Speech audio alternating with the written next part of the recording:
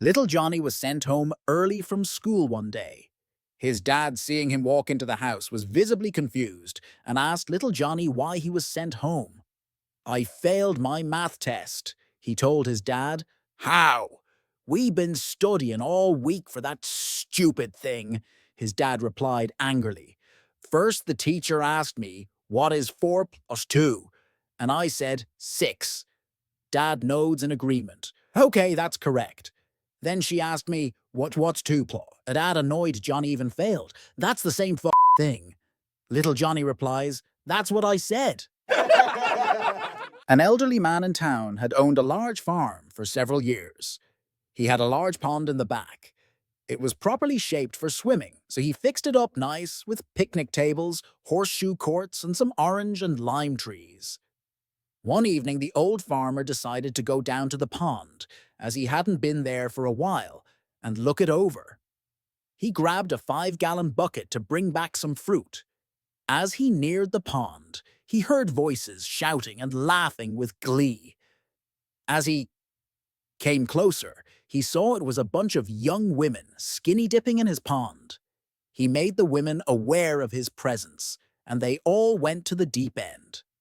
One of the women shouted to him, "We're not coming out until you leave." The old man frowned. "I didn't come down here to watch you ladies swim naked or make you get out of the pond naked." Holding the bucket up, he said, "I'm here to feed the alligator." A teacher asks little Johnny if he knows his numbers. "Yes," he says. "My dad taught me." "Can you tell me what comes after 3? 4. What comes after 6? 7. "Very good," says the teacher. "Your father did a very fine job. What comes after 10? "A jack," answers little Johnny. Just having a drink and a chat with a bloke over a pint in the White Hart just before heading home yesterday. I discovered he was worth around £4 million, and he shared the amazing story of how he got so rich. Basically, when he left school, he had little or no formal qualifications, but he was good with his hands and he knew how to sell. He knew he was never going to make it in an office job, so it was nose to the grindstone time. He told me how he left school at 15 and bought an old caravan cheap and spent a few weeks fixing it up. He then sold it for profit. He then used the money to buy another, and so on.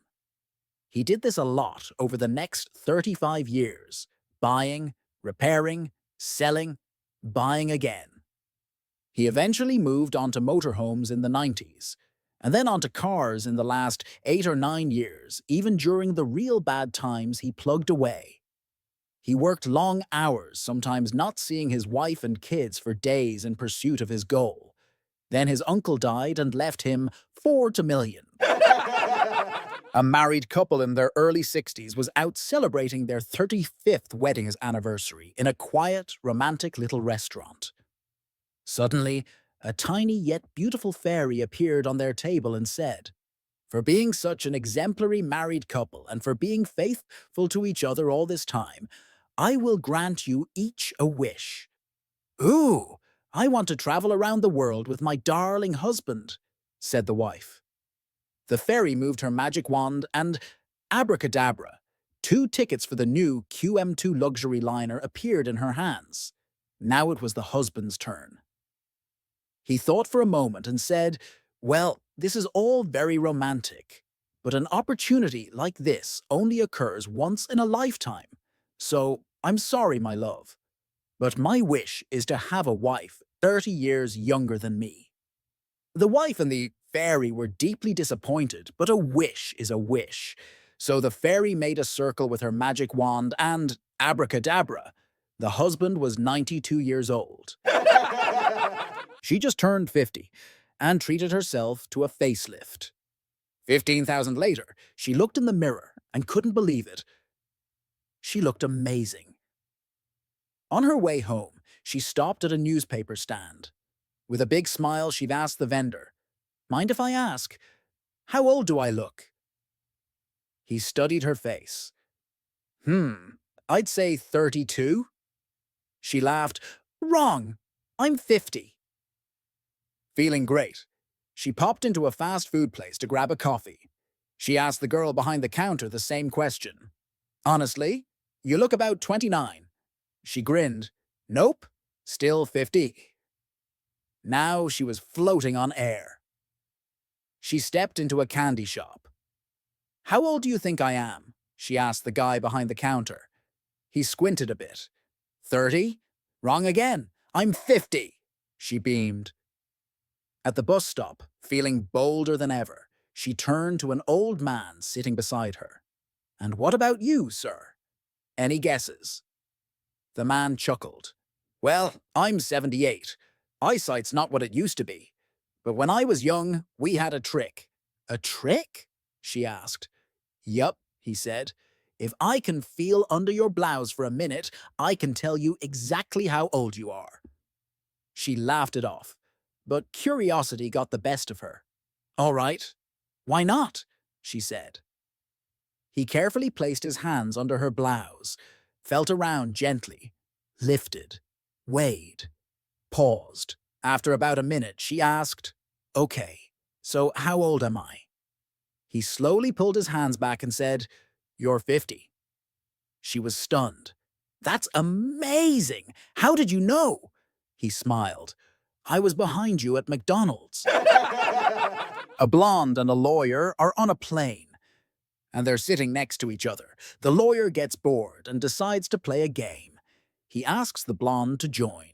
The lawyer says, We'll each ask each other a trivia question. If you get it right, you earn $5. If you get it wrong, the other person earns $5. Well, the blonde isn't really interested. She turns away as if to take a nap. The lawyer says, Okay, how about this? If I ask you a question and you get it wrong, you give me $5. But if you ask a question and I get it wrong, I'll give you 100 this. Obviously now the blonde is interested, so she decides to play. The lawyer asks his question first. What's the distance between the Earth and the Moon? Well, the blonde doesn't know. So she hands the lawyer $5. Now it's the blonde's turn. She asks the lawyer, What goes up a hill with 3 legs and comes down with 4? The lawyer is stumped. What could possibly go up a hill with 3 legs and come down with 4? He begins to sweat. He starts asking other passengers. He pays for the in-flight internet to email his lawyer friends. Nobody knows. Nobody can help him. Reluctantly, he writes a $100 check to the blonde. She smirks, takes his check, pockets it, and turns over, again wishing to get back to her nap. The lawyer shakes her. Hey, wait, he said. What goes up a hill with 3 legs and comes down with 4? The blonde hands him $5.